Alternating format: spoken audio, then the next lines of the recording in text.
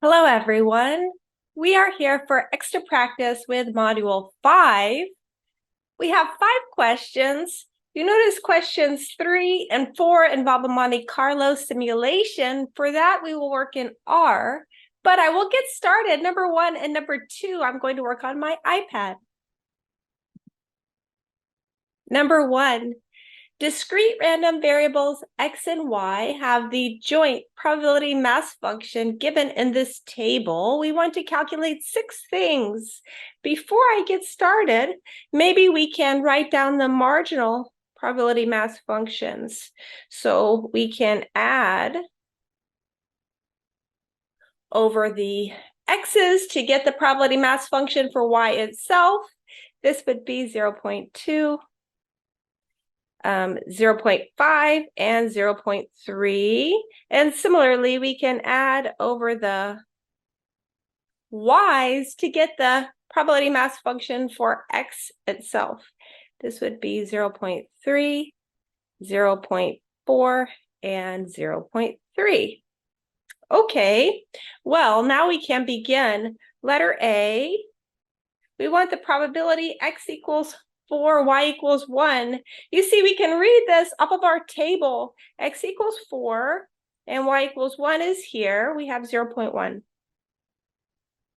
Letter B, we want the probability that x is bigger than y.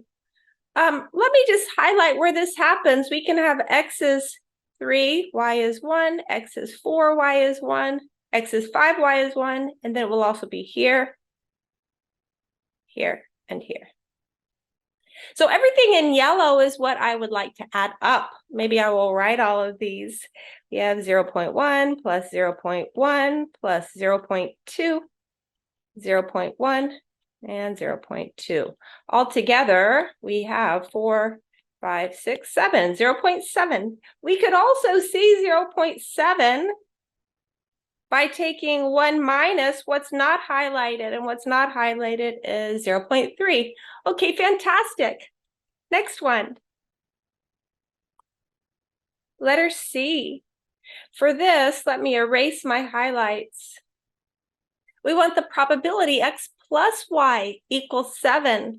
Okay, this is going to be a new collection of highlights. Here, well, y will never be 1 because we cannot have x plus y equals 7 when y is 1. So we can have, you see 3, 4. We can have 4, 3. Anything else? 5, 3, 4, 4, 5, 4. Nope. So we just have 0 plus 0.2. This is 0.2. Letter D, expected value of x, expected value of y. Well, what we can do, if we want, we can use our marginal probability mass functions here. So here is the probability mass function for x alone.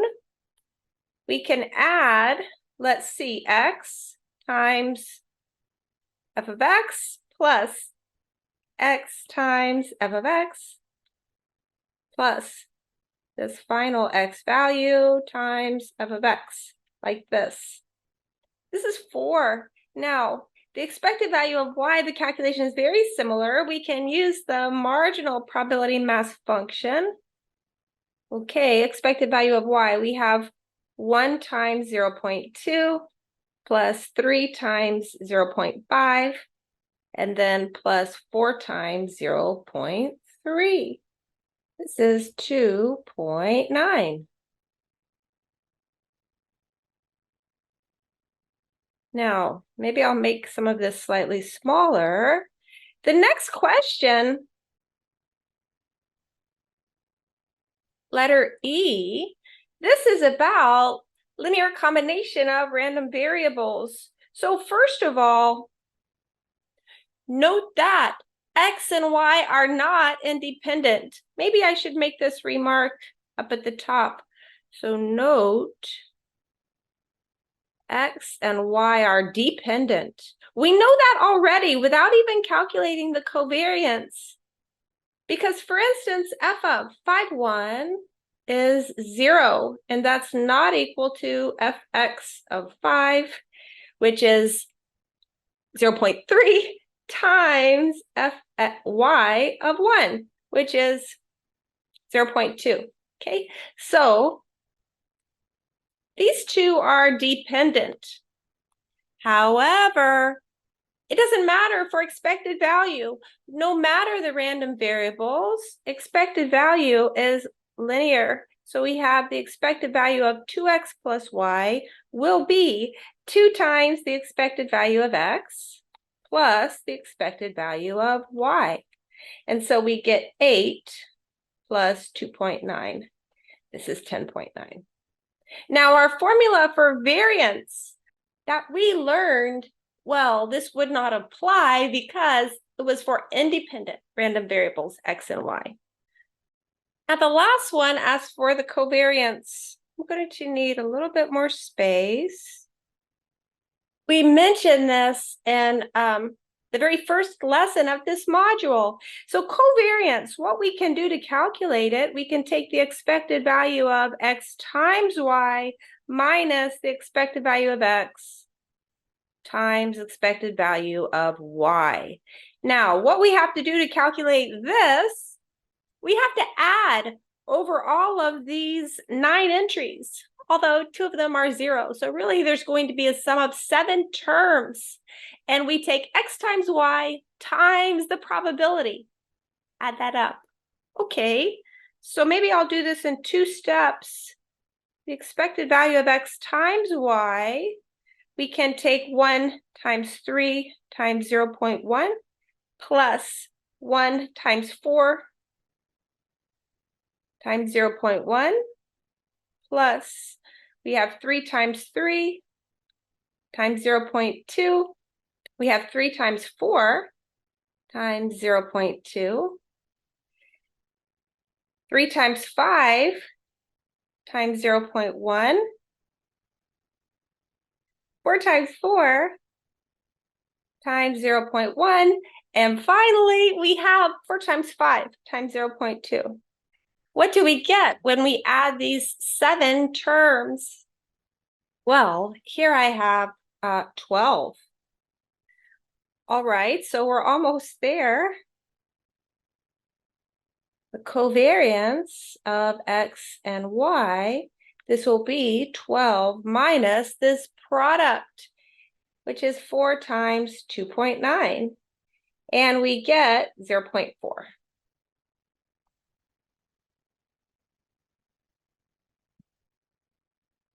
This was a nice exercise and a lot of ideas from mostly the first lesson of this module. Number 2, we're given the expected value of x, expected value of y, expected value of x squared, expected value of y squared, and then expected value of x times y. Just in part of this, we will randomly sample 9 times from x, and then we have this random variable. We think of this as the sample mean. We discussed this in this module. Now we're going to calculate many things. Okay, letter A. This is very similar to one we just did in the last question. We want the expected value of 2x plus 5y. We use linearity here. This will be 2 times expected value of x plus 5 times expected value of y. And so we have 2 times 1 plus 5 times 3. We have 17. Letter B, we want the variance of x and the standard deviation of x. All right, the variance of x we can calculate as follows. Take the expected value of x squared minus the mean squared. And we have both of these given. Expected value of x squared is 10, and then the mean is 1. So we take 10 minus 1 squared. We have 9. Standard deviation, okay, take the square root. We have 3. Now, letter C. This is something that we discussed when we discussed central limit theorem. n equals 9 is a bit too small for the central limit theorem to hold. However, we can still calculate this. So the expected value of this x bar is the same thing as the expected value of x, which is 1. And the standard deviation of x bar, this will be sigma x divided by the square root of n. So this is 3 over 3, which is 1. Letter D, variance of y and standard deviation of y. Well, we have the similar formula that we used for x. We can take the expected value of y squared minus the expected value of y, quantity squared. So here we have 13 minus 3 squared. 13 minus 9 is 4. Now take the square root of this for the standard deviation. Sigma of y is 2. Letter E, very similar to how we just calculated in the last question. We can take expected value of x times y minus the expected value of x times expected value of y. So this would be 4 minus the expected value of x. This is 1. Expected value of y is 3. We have 4 minus 3, which is 1. So this is the covariance of x and y. Now finally, letter F, we want this correlation coefficient. We briefly mentioned this in our lecture video from lesson 1 of this module, where we discuss multivariate random variables, multivariate distributions. This rho is a number between -1 and 1. It measures really a linear correlation between the two variables. And here's how we calculate it. We take the covariance of x and y divided by the standard deviation of x times standard deviation of y. And so here, the covariance we've calculated as 1, standard deviation of x is 3, standard deviation of y is 2, so we get 1 over 6. Fantastic. All right. We have now switched to R to work questions 3 and 4. Both of these involve a Monte Carlo simulation. For number 3, let's see, first let me remove any saved objects. For number 3, we have 3 independent random variables. X1 follows a chi-square distribution, X2 follows a gamma distribution, and X3 follows a t distribution, and we are given the parameters in each case. Well, we want random variable y to be the square root of x1 times x2, and then plus 4 x3 squared.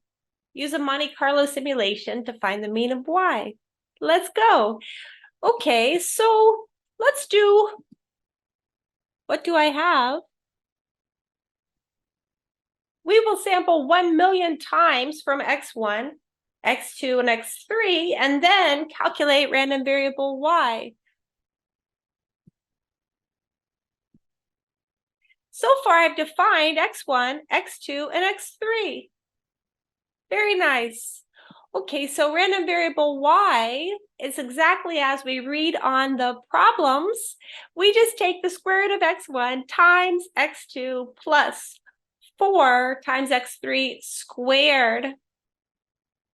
If you want, you can ask for the length of this y. It should be 1 million.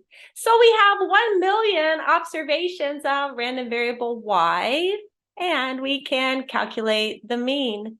Here's our answer, 18.24717. Number 4, two genes' expression values follow a bivariate normal distribution.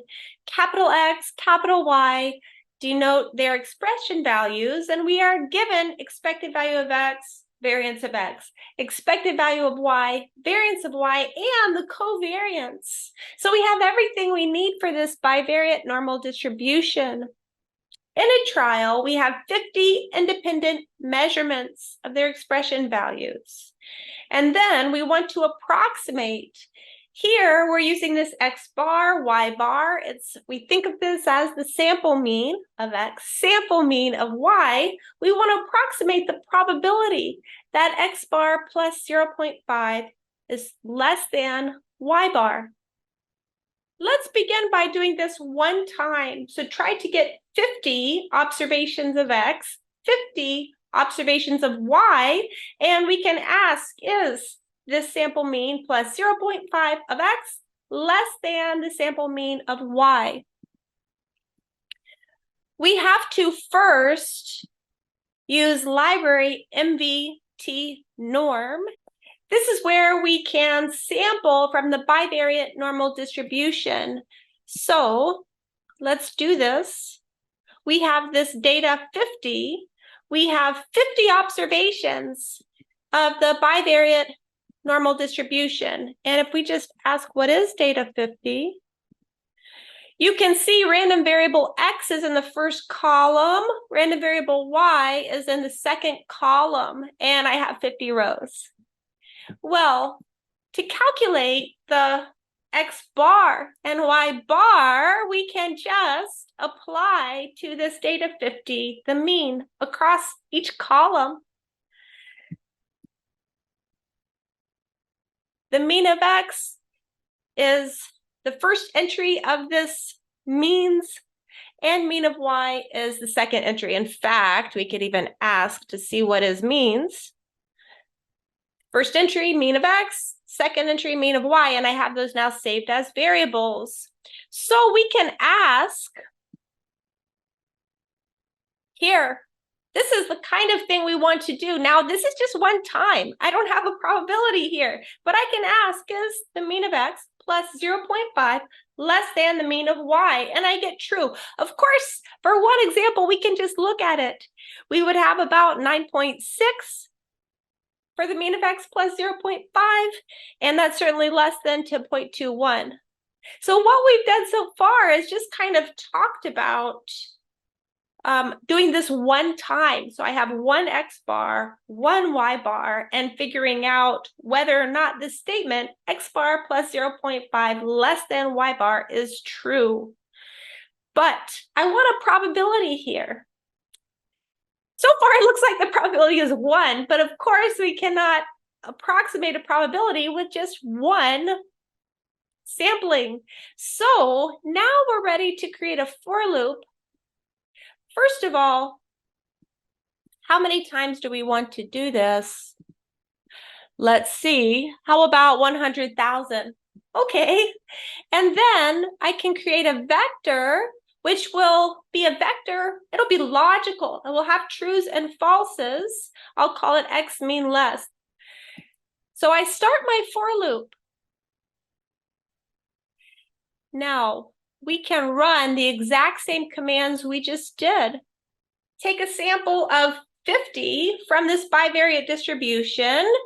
I take the mean of X, mean of Y. I will store true if the mean of X plus 0.5 is less than the mean of Y, and false otherwise. And then I can close my loop.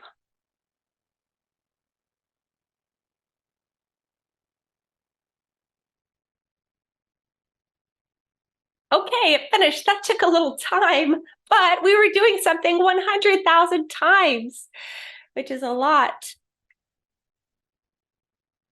Now, all we have left to do is just calculate the mean of this X mean less. This will give us an approximate probability of the mean of X plus 0.5 less than the mean of Y. And we see our answer here, 0.96115.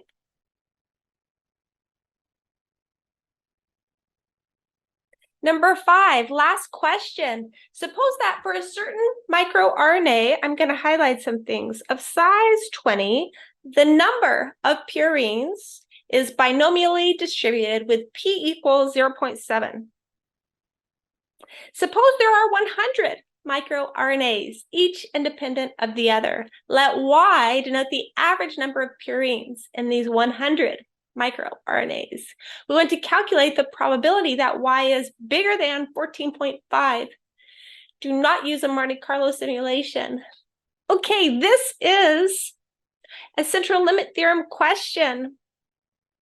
So let's say x is binomially distributed, where n is 20 and p equals 0.7. What do we know about the expected value of x? Well, it's n times p. This is 14. And the variance of x is n times p times 1 minus p. This is 4.2. Now, this would be for one microRNA. All right. Well, what is random variable y? Okay, in the language or notation of this module, this is this x bar where we take 1 over 100, and then we add up. K equals 1 to 100, xk, where each one of these is from this distribution. Okay, wonderful. Okay, so we know this is a big enough, 100 is a big enough number in order to use central limit theorem to approximate this probability. So the mean of y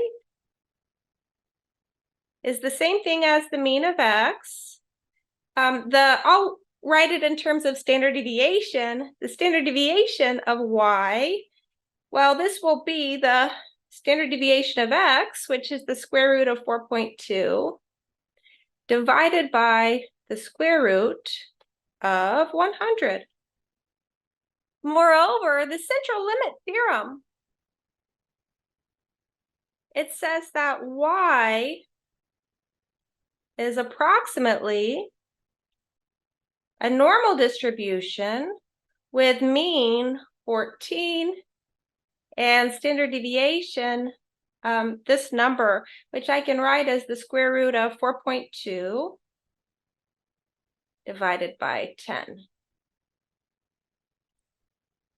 So the probability that y is bigger than 14.5, this will be 1 minus capital F of 14.5, where we can use we can use R here, but we can use the normal distribution.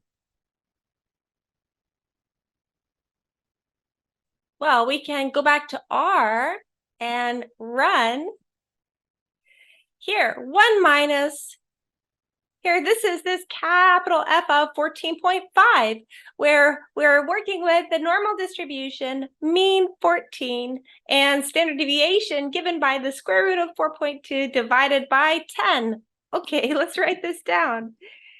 So we get 0.00735.